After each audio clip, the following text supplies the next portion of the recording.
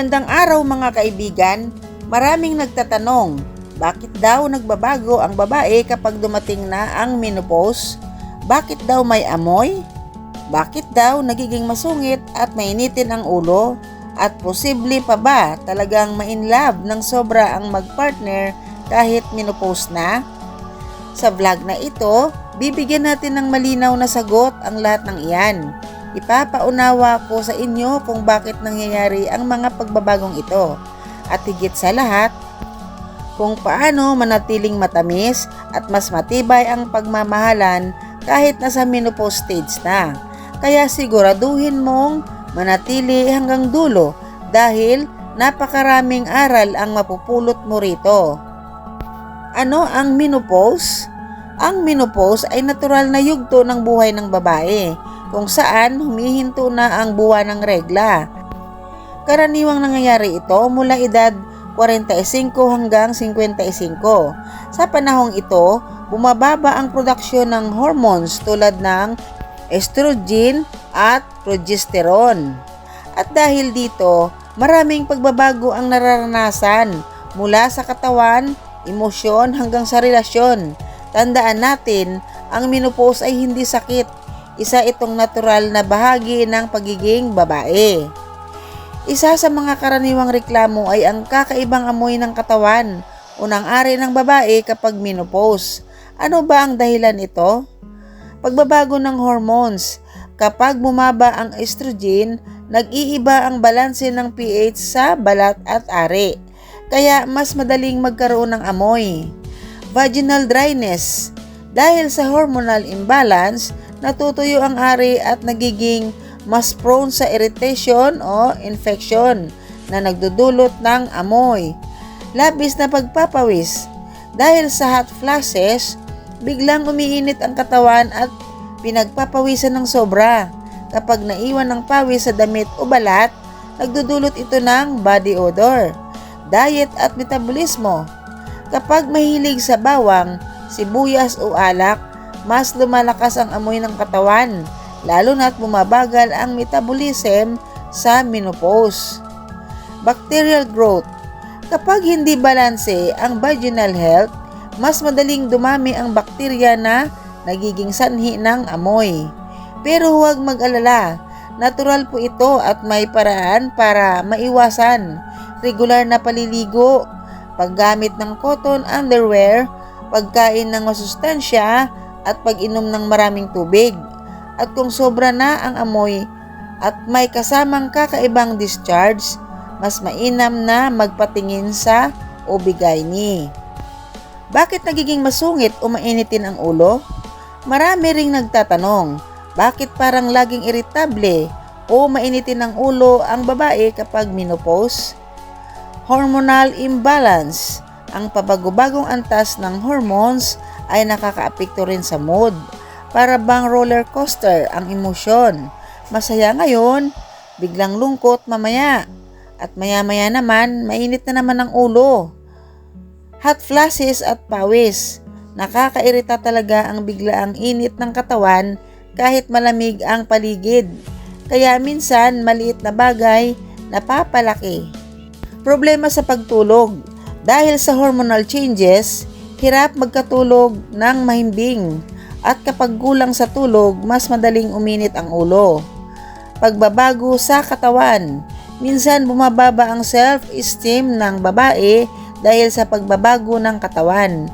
Kaya nagiging sensitive at madaling maapektuhan. Ang pagiging masungit sa menopause ay hindi dahil masama na ang ugali ng babae, kundi dahil dumadaan sila sa isang mabigat na yugto ng pagbabago. Kaya kung ikaw ang partner, imbis na sabayan ang init ng ulo, mas mainam na unawain, damayan at bigyan ng higit pang pagmamahal. Kaya sa ating mga nanay dyan, sa ating mga kababaihan, kapag kayo po ay dumadaan sa menopausal stage, ang bidyong ito ay ipapanood nyo sa inyong mister para matauhan siya. Hindi, joke lang po. Ngayon, paano naman mapapanatiling matamis at buhay ang pagmamahalan kahit menopause stage na? Narito ang mga simpleng sikreto. Laging mag-communicate. Ang pagiging bukas at malambing sa isa't isa ay susi. Isang mahal kita araw-araw ay napakalaking bagay. Small gestures, big love, simpleng yakap, hawak kamay o pagising na may dalang kape, sapat na para maramdaman niyang espesyal siya. Keep the romance alive. Mag-date pa rin. Kahit simpleng labas o lakad-lakad, malaking bagay para sariwain ang inyong mga alaala ng ligawan. Physical intimacy. Baguhin ang pananaw sa intimacy. Hindi ito puro pisikal, kundi tungkol sa pagiging malambing, maunawain at sensitibo sa isa't isa.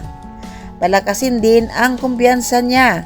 Lagi mo siyang purihin at iparamdam na siya pa rin ang pinakamahalagang babae sa buhay mo. Ito ang magbibigay sa kanya ng lakas sa panahon ng pagbabago.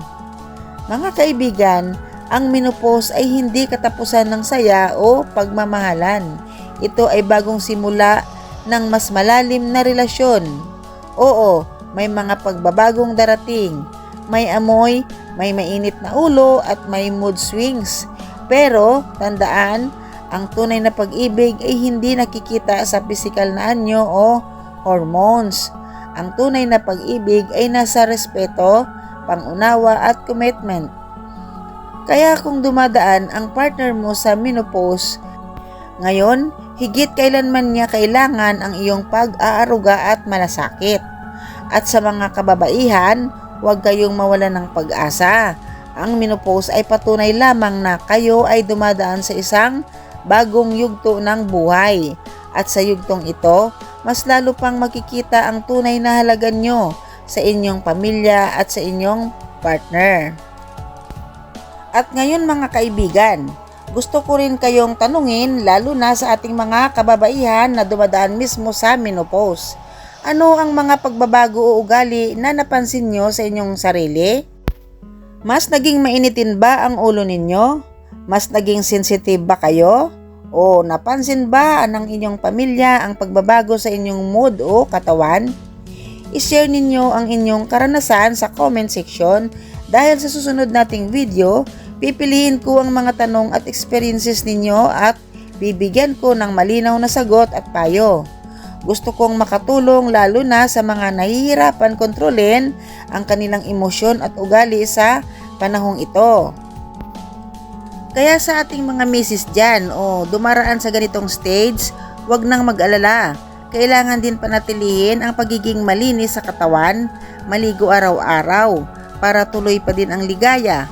At para din sa mga mister natin dyan, imbis na mawalan ng gana kay misis, lalo na sa pabago-bagong mood nito, unawain at iparamdam na mahal nyo pa rin ang isa't isa para buo at masayang pamilya. Kung nakatulong sa iyo ang video o vlog na ito, huwag kalimutang i-like, mag-comment ng iyong karanasan at i-share sa mga kakilala mong dumadaan sa menopause para matulungan din sila. At syempre, mag-subscribe para sa mas marami pang health tips at inspirasyon. Tandaan, ang menopause ay hindi wakas, kundi bagong simula ng mas matibay, mas totoo at mas walang hanggang pagmamahalan.